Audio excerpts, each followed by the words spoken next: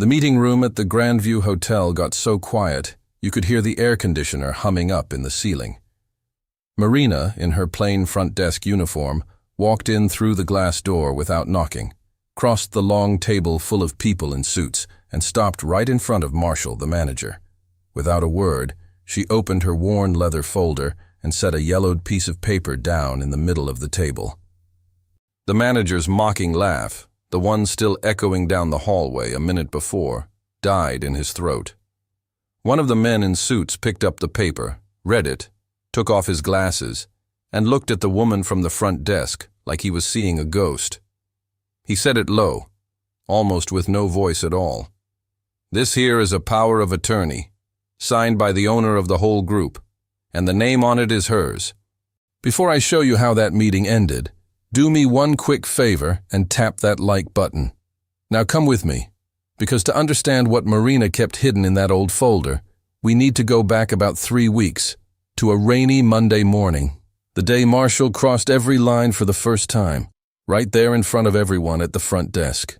For 3 years, Marina had worked that front desk at the fancy hotel, always with a ready smile, always the first one in and the last one out. The guests liked her. Her co-workers trusted her, and nobody ever suspected a thing. To everyone there, she was just one more humble worker trying to pay her bills at the end of the month. The Grandview was one of the classiest hotels in the city, with a crystal chandelier at the entrance, marble floors that shined, and a big garden out back full of flowers.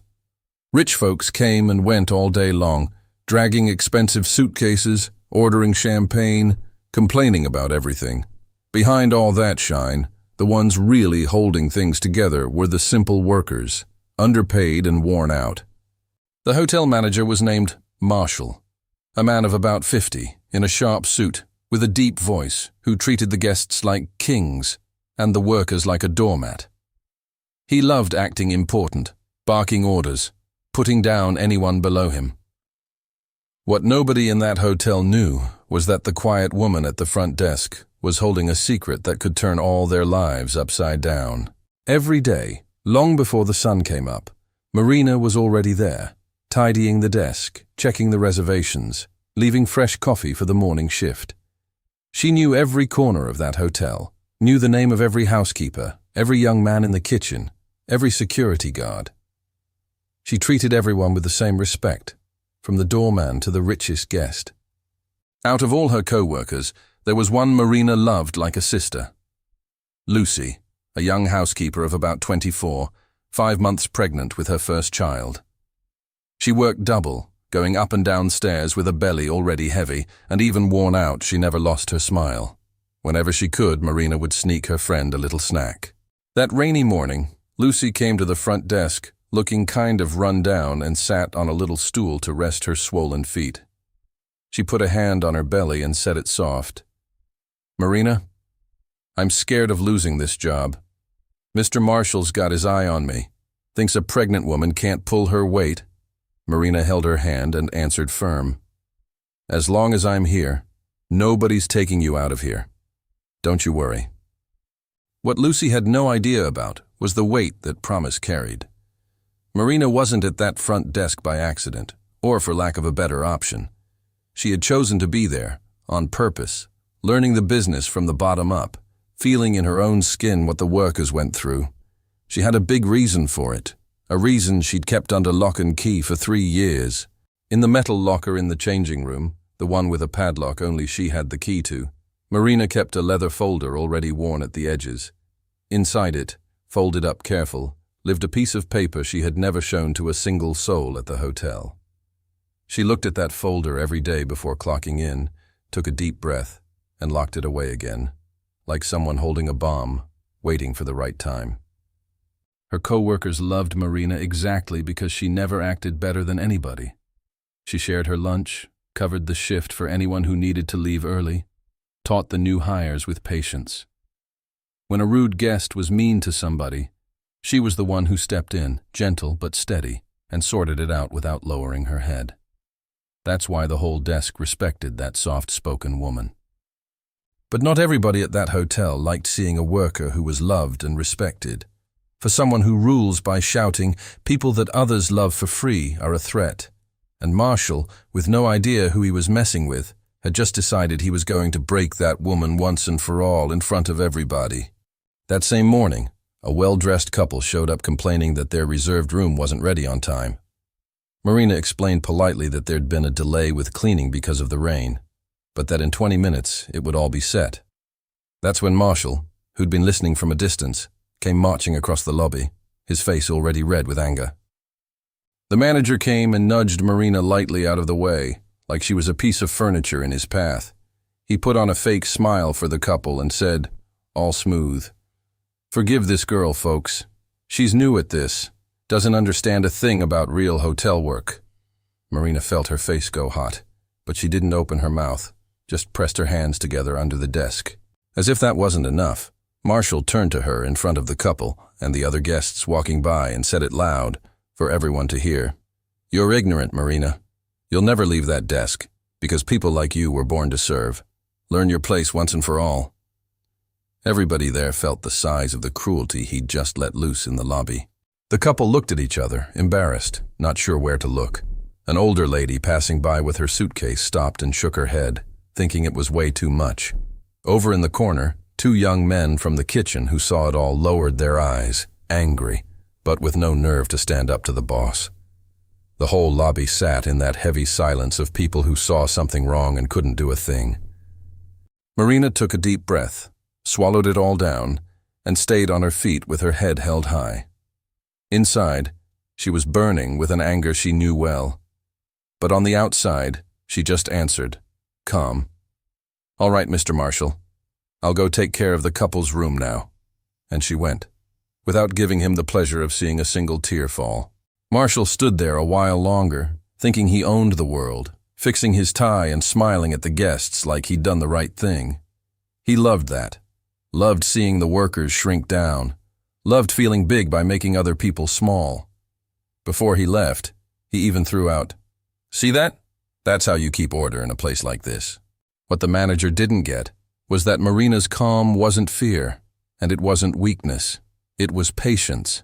It was the patience of someone who knows the right time comes, and that the one who shouts loudest isn't always the one with the last word. Every one of those humiliations she filed away in her memory, not to cry over, but to settle the account one day, the right way. Hidden behind a pillar, Lucy had watched the whole thing, her eyes full of water and her hand on her belly. When the manager disappeared down the hall, she ran to her friend and whispered, "How do you put up with that, Marina?" "I couldn't." Marina just squeezed her shoulder and said it low. "I put up with it because pretty soon, all of this is going to turn inside out." In that one sentence was the seed of everything that was about to happen. Lucy didn't understand it right then, thought it was just a friend's comfort. But Marina was telling the plain truth. That hard word from the manager, that people like you were born to serve, was going to come back to haunt him on the day he least expected it, in front of the very people he was so bent on impressing. If that scene made your blood boil too, drop a like and tell me down in the comments. In Marina's shoes, would you have swallowed it quiet and waited for the right time, or answered the manager straight to his face right there? I read every single one. Over the next few weeks, Marina started paying even closer attention to everything Marshall did behind that front desk. And it was no small thing. The manager made the workers do overtime, and then didn't pay them, saying the system had glitched. He docked their pay for broken glasses that had never broken. All of it hidden, all of it by shouting. He treated the housekeepers like they were disposable. If one got sick, he sent her packing without a second thought. If another asked to leave early to pick up her kid from school, he laughed in her face and said no. He bought cheap, expired cleaning products to save money and pocketed the difference too, figuring nobody noticed the hole he was digging in the books every month. Marina saw all of it and felt her blood boil, but she never made a wrong move. She knew anger with no proof doesn't bring anybody down. So, quiet as could be, she started writing it down. She kept the overtime slips her coworkers showed her, snapped photos of the strange invoices, paid attention to the dates. All of it ended up inside that leather folder in the locked locker. Every now and then, some more desperate coworker would come to her and pour it all out. "Marina, this man is going to be the end of me. I don't know what to do anymore." And she always answered the same thing, in that calm way that comforted people. "Save everything. Write everything down. One day this becomes proof, and the wind changes sides." Nobody quite understood why she was so sure. Marshall, of course, had no idea about any of it. To him, that woman at the desk was just a worthless piece on the board. What he really worried about was one thing. Once a year, the owners of the hotel group showed up to take a look at the books, and the manager spent weeks dressing up the numbers, hiding the mess, to impress the bosses and keep his job. Those owners were Mr. Prescott, an older gentleman who'd built the hotel chain from nothing, and his oldest kids, who handled the outside part. What Marshall would never have imagined, not in his wildest dreams, was that the old man's youngest daughter wasn't in the glass offices at headquarters. She was right under his nose, working the front desk. Marina was that daughter. 3 years back, with a degree and plenty of schooling, she'd made an unusual request to her father. She didn't want to start out giving orders from up top, understanding nothing. She wanted to learn the business for real, from the ground, feeling in her own skin the sweat of the people who keep a hotel running. Her father, proud, agreed, on one condition: nobody could know who she was. That's why she wore a different last name on her name tag, lived in a simple apartment, and got by on a receptionist's pay like anybody else. And that's how, in the shadows, she found out what no pretty report ever showed. A manager who humiliated, stole, and mistreated the weakest, with nobody to hold his hand back. Until the rope started stretching too far. Because now Marshall's favorite target had become Lucy, the pregnant housekeeper. He started picking at everything she did, watching her every step, hunting for any excuse to throw her out on the street. Marina noticed the net closing in and picked up the pace with her proof. But the manager was faster, and what he did next crossed every line there was. One afternoon, a rich guest complained that an expensive watch had gone missing from his room. Marshall, without looking into anything, without a shred of proof, pointed the finger at the first person he felt like: Lucy, who'd cleaned that floor in the morning. He called the young woman over in the middle of the lobby in front of guests, co-workers, and whoever was walking by. The manager crossed his arms, raised his voice, and said it for everyone to hear. "You're the one who took the watch, aren't you? A housekeeper stealing from a guest, that's the last straw. You're fired right now, with nothing coming to you." Lucy went white as a sheet, her legs shaking, her hand pressing that 5-month belly like someone shielding her child from the shock. She gathered up her courage and answered, her voice cracking. "Mr. Marshall, I swear to God I never took a thing from anybody. 4 years I've cleaned these rooms, and not so much as a pin has ever gone missing. You can search my bag. You can call the police. I've got nothing to hide." But the manager didn't even want to hear it. He'd decided the whole thing before he ever asked. Marshall shrugged with a sneer and cut her off. "I'm not interested in your crying. The job's mine, the decision's mine, and I've already made it. Grab your things and get out of here before I call security to drag you out." A few guests stopped to watch that ugly scene, and the manager almost seemed to enjoy having an audience. Lucy broke into a cry that squeezed the heart of anyone watching. She put her hands together and begged, "For the love of God, sir, I'm pregnant. I need this job to buy things for my baby. My husband's out of work. This is all we've got. Don't do this to me. I didn't do anything wrong, I swear." Her belly rose and fell with the sobs. But Marshall had no heart. He looked at her belly with disgust and let out cold. "That's your problem, getting pregnant with nowhere to fall dead. I'm not some maid's babysitter. This is a luxury hotel, not a shelter for hard luck cases. Get moving." The whole lobby held its breath at so much cruelty packed into one person. That's when Marina couldn't stay quiet anymore. She stepped out from behind the desk, crossed the lobby with a firm step, and stopped between the manager and her friend in tears. In a low voice but hard as stone, she said, "She didn't take any watch, sir. You're firing a pregnant woman with not one single piece of proof, just on suspicion. Marshall spun toward her, furious at being crossed in front of the guests. He pointed his finger right in Marina's face and shouted, "Who do you think you are to give me orders? You're just an ignorant receptionist. Keep running that mouth, and you'll hit the street right along with this thief. People like you were born to serve and keep quiet." There it was again, the same old line, now even louder, even more public, even more full of poison. People like you were born to serve and keep quiet. The guests watched from the side, the co-workers shook with outrage, and the manager felt like the king of the lobby, ranting at both of them like nobody in the world could touch him. Marina held Lucy's hand and didn't back up an inch.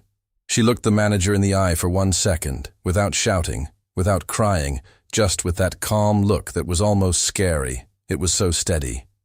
Then she said, almost in a whisper that only he heard right, "You are going to be very sorry for everything you said today." Marshall laughed, thinking a worker's threat was funny. With nothing else to do in that moment, Marina walked Lucy outside to the hotel gate, away from that shameful scene. The housekeeper cried, clinging to her, saying she didn't know how she'd tell her husband, how she'd pay the bills, how she'd buy the baby's crib.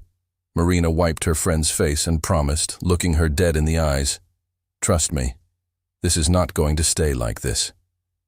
That night, Marina didn't sleep. Sitting on the bed in her simple apartment, she stared at the leather folder on the table, the power of attorney inside. For 3 years she had waited, learned, swallowed it in silence. But the manager had crossed a line she couldn't pretend not to see anymore. The time had come, and she knew exactly what she had to do. The next day, Marshall woke up worried. Firing a pregnant woman with no proof could turn into a court problem, and he knew it. One labor lawsuit, one complaint, and his head would roll when the owners showed up. So, instead of backing off and calling Lucy back, the manager decided to do something much worse to protect himself. Locked in his office, Marshall took the hotel's letterhead and forged a report, one of those official papers that record what happens at a company. In it, he wrote that Lucy had been caught red-handed stealing, that she'd confessed to the theft and quit on her own. A lie from beginning to end, signed in his own handwriting and stamped like it was the truth. Only he needed witness signatures to give the paper weight. He called in 2 terrified workers, ones who depended on their jobs, and forced them to sign at the bottom, threatening to throw them all out on the street if they opened their mouths. One of them, his conscience heavy, told Marina everything that same afternoon, shaking, "Marina, he forced me to sign a lie. Lucy never confessed to anything." Marina's heart raced, but on the outside she stayed calm. That was exactly the kind of mistake that brings a powerful man down. Forging a document is a crime, and now the manager had left his own fingerprints on the trap he'd set. Careful as could be, at the end of the shift, Marina slipped into the empty office and took a photo of the forged report, getting the proof she'd been missing. That night, she opened the leather folder on the table and spread out everything she'd gathered over 3 years. The photos of the faked invoices, the slips for unpaid overtime, the co-workers' accounts, the made-up deductions. And now, on top of it all, the photo of the forged report. It was proof enough to bring down a whole army of crooked managers like Marshall, but she was missing the one piece that gave her the right to act. Marina picked up the phone and called someone she trusted with her eyes closed. Old Mr. Sanders, the group's accountant for 30 years, one of the few who knew who she really was. He answered on the second ring, and hearing her voice, he already felt the time had come. Then, with a steady hand, she dialed the number she almost never used on that phone, her own father's, Mr. Prescott. It had been weeks since the two of them had spoken, so as not to raise suspicion. When the old man answered, you could hear the smile in his voice. "My girl, I've missed you. Everything all right over at my hotel?" Marina took a deep breath before she answered. She told him everything, holding nothing back. The manager who humiliated, who stole, who docked wages by shouting. The pregnant housekeeper fired with no proof. And, to top it off, the forged report with a signature ripped out by force. On the other end of the line, Her father's silence grew heavier until he said, his voice changed, "He did that to a pregnant woman, inside my hotel." Mr. Prescott stayed quiet a while, breathing deep, and then said the thing his daughter had been waiting 3 years to hear. "You have the power of attorney, my girl. That paper gives you full power over the hotel, like it was me standing there in person. You've learned what you needed to learn. Now handle this your way. I trust you more than anybody." That power of attorney was this: a document where the owner of the group handed her the authority to make decisions in his name, to hire, to fire, to run the whole show with the same force he would have. It was signed, notarized at a registry, kept in the leather folder for 3 years. Nobody at the hotel knew the woman at the desk was carrying that around in her locker. With her father's blessing, Marina called Mr. Sanders again and asked him to call an emergency meeting of the hotel board for the next morning, with all the directors present. The accountant, who'd hated Marshall for years but never had a way to act, almost cried with joy. "You leave it to me, Miss Marina. Tomorrow morning everybody's in that room. That man's time has finally come." Before she went to sleep, Marina took out the power of attorney and read it again. Slow, every word. She ran her finger over her name printed there, over the registry seal, over her father's firm signature. 3 years of swallowed humiliation flashed through her head in a second. Every ignorant, every "people like you were born to serve," every mistreated co-worker. All of it was going to be answered at once. She didn't feel anger in that moment.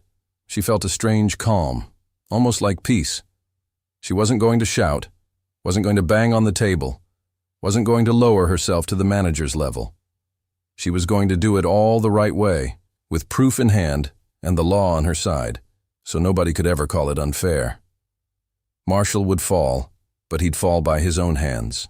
Marina put the power of attorney back in the folder, turned off the light, and for the first time in a long while, she slept easy. Across town, Marshall was sleeping easy too, dreaming of the day he'd impress the owners with his dressed-up numbers. He had no idea the meeting room the next day was going to be the end of the line for him. The next morning, Marshall got in early and found a note on his desk. Emergency board meeting, 10 o'clock, mandatory attendance for all workers and directors. The manager smiled, all full of himself. He figured the owners had come early this year, and that it was the perfect chance to shine and maybe even land a raise. He spent the morning fixing his tie, going over the pretty reports he'd dressed up, rehearsing his speech as the model manager. He even sent someone to buy coffee and fancy cookies to receive the bosses. Deep down, he thought he was untouchable. For years he'd fooled everybody and nobody had ever caught on.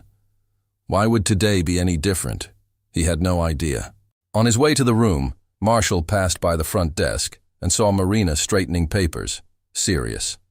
He didn't miss the chance to needle her one more time with that little sneer of contempt. "Stay in your corner today, ignorant. There's going to be important people here, and I don't want you getting in the way with that sad little face of yours. Serve the coffee and disappear." Marina just looked at him and didn't answer a thing. She gave a half smile, the kind you give when you know something the other person doesn't, and went on with what she was doing. Marshall found that calm strange, felt a weird chill on the back of his neck, but shook it off quick.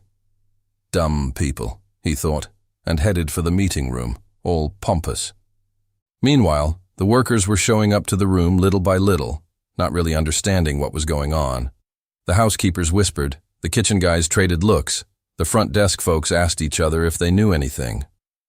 Nobody had ever called a meeting like this, out of nowhere, with everyone together. In the air hung that feeling that something big was about to happen. Bit by bit, the room filled up.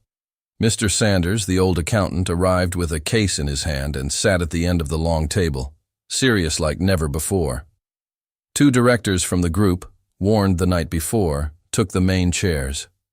Marshall sat in the middle, all chatty, greeting them one by one, never noticing that this meeting hadn't been called by him or for him.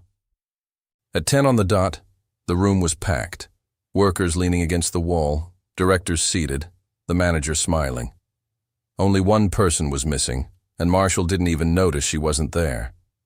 That's when the glass door at the back opened slow, and every eye turned to see who was coming in. What happened over the next few minutes, nobody in that hotel would ever forget. Through the door came Marina, the same woman from the front desk, in her plain receptionist uniform, her name tag on her chest, the worn leather folder under her arm. She walked slow, her head held high, her face calm, in no hurry at all. The whole room went quiet, not understanding why the receptionist was walking into a board meeting. Marshall was the first to react, and he reacted his way. He let out a loud, mocking laugh and said for everyone to hear, "Well, folks, look who got lost. The coffee comes in through the kitchen door, sweetheart. This is a meeting for important people, no place for a receptionist. Go on, get out of here before I lose my patience." And he laughed again, looking at the directors, waiting for applause. But nobody laughed along with him. Marina didn't even look at the manager's face. She kept walking, went around the long table, passed behind the directors' chairs, and stopped right at the head, in the most important seat, the one nobody had taken. Marshall stopped laughing. Something in that silence started to turn his stomach. Without a word, Marina opened the leather folder, took out a yellowed piece of paper, and set it careful in the middle of the table, in front of everyone. Then she folded her hands and waited, calm. The document sat there under the light.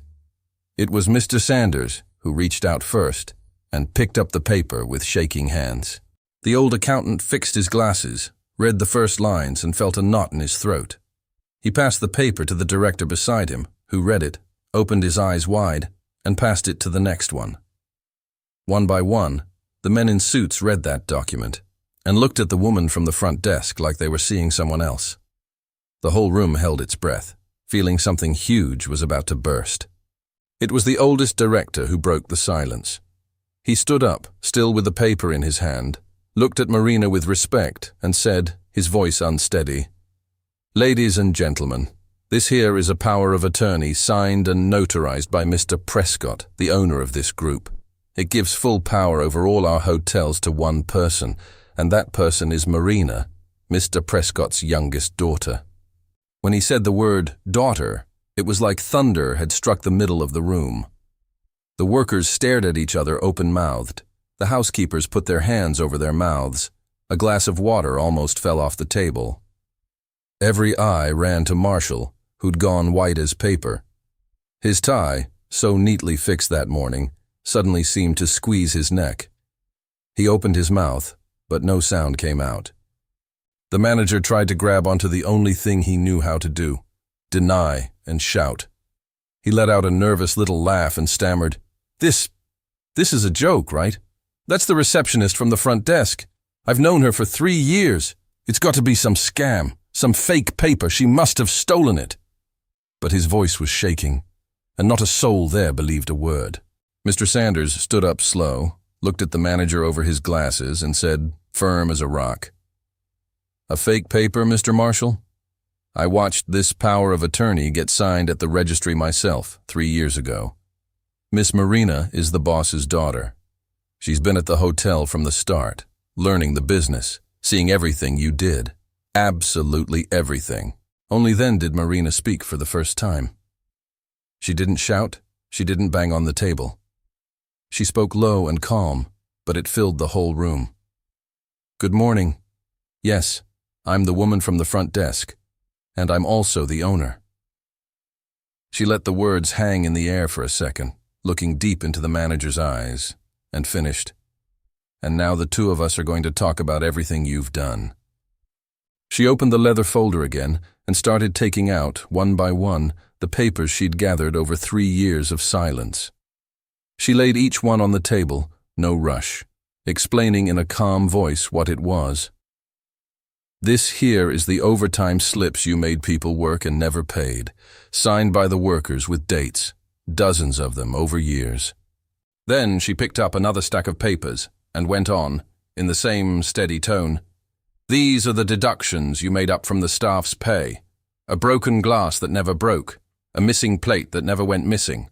All of it to squeeze a few coins out of people who already earned little." With every paper she laid on the table, Marshall sank deeper into his chair, sweat running down his forehead. And then Marina picked up the last document, the most serious of them all. She held the photo of the forged report up in the air and said, for the first time with a thread of hardness in her voice, "And this one, Mr. Marshall, is you forging an official document. Yesterday you fired Lucy, a pregnant woman with no proof at all, and then made up that she confessed to a theft that never happened." The manager jumped out of his chair, desperate, pointing his finger at her. "Lie! That's a lie! She did steal! There's a witness who signed!" That's when Marina gave a nod, and one of the workers he'd forced to sign stepped forward, shaking, but decided. The young man looked at the manager and then at the directors. The worker took a deep breath and confessed, his voice cracking. "Mr. Marshall threatened me, said he'd put me out on the street if I didn't sign that report. I've got 3 kids. I was scared. But Lucy never confessed to anything, never stole anything. She's the most honest person I know. Forgive me, Lucy, wherever you are." A murmur of outrage ran through the room. The directors shook their heads. The workers traded looks of anger and relief at the same time. Marshall, cornered, tried his last card. He turned to the directors, opening his arms, and pleaded, "Ladies and gentlemen, are you going to believe a receptionist over me after 15 years working here? This is absurd." Marina wasn't shaken one bit. She took a step toward him and said, with the calm of someone who'd already won, "It's not a receptionist against you, Mr. Marshall. It's 15 years of proof against you. Every worker you humiliated, every cent you stole, every lie you signed, it's all right here on this table." The manager opened his mouth to fire back, but this time he couldn't find a single word. All the poison, all the arrogance he'd carried for years had dried up at once. He looked around for an ally, a friendly face, and found only people he had mistreated, now with their heads held high, looking right back at him with no fear at all. It was in that silence that Marina let out the line he would never forget. Looking the manager dead in the eye, she gave him back, word for word, what he'd said to her so many times. "You always said people like me were born just to serve and keep quiet. Well, Mr. Marshall, today the one who serves and keeps quiet is you." The whole room went dead silent. The blow of those words hit harder than any shout. Marshall stepped back, like he'd taken an invisible shove. The line he'd used for years to humiliate others came back at him sharp, in front of all the people he was so bent on impressing. He lowered his head for the first time, with nowhere to run. Marina then turned to the directors' table and said, with the quiet authority of someone who had every right to decide, "As Mr. Prescott's legal representative and this group's, I'm now making my first official decision. Mr. Marshall is fired for cause, this very moment, in front of all the workers he spent years humiliating." The room burst into a buzz of shock and relief. The manager, who minutes before was laughing at everybody, now stood in the middle of the room, shrunk down, his face red with shame. He tried one last plea, his voice breaking. "Miss Marina, please, I've got a family, I've got bills to pay. Don't do this to me. Give me one more chance, I promise I'll change." Marina looked at him for a moment, and on her face there was no hate, just steadiness. She answered short and dry. "You had a chance every single day, and every single day you chose to humiliate. Now it's over." Then she gave a small signal, and 2 security guards already waiting outside came in to walk the ex-manager to the door, in front of everyone. Marshall still tried to react, but his legs could barely hold him up. He gathered his things with a shaking hand, dropped some papers on the floor, and didn't have the nerve to look at anyone. As he dragged his feet toward the exit, the same workers he'd called ignorant watched him in silence, not a word, not a jeer. Their dignity spoke louder than any mockery. When the door closed behind him, Marina turned to the packed room and took a deep breath. Before she could say anything, another door opened, and Lucy came in, her eyes still puffy from crying, called in at the last minute by Mr. Sanders. She looked at her friend, not understanding any of this scene, her hand on her belly, searching for a familiar face in the middle of all those people.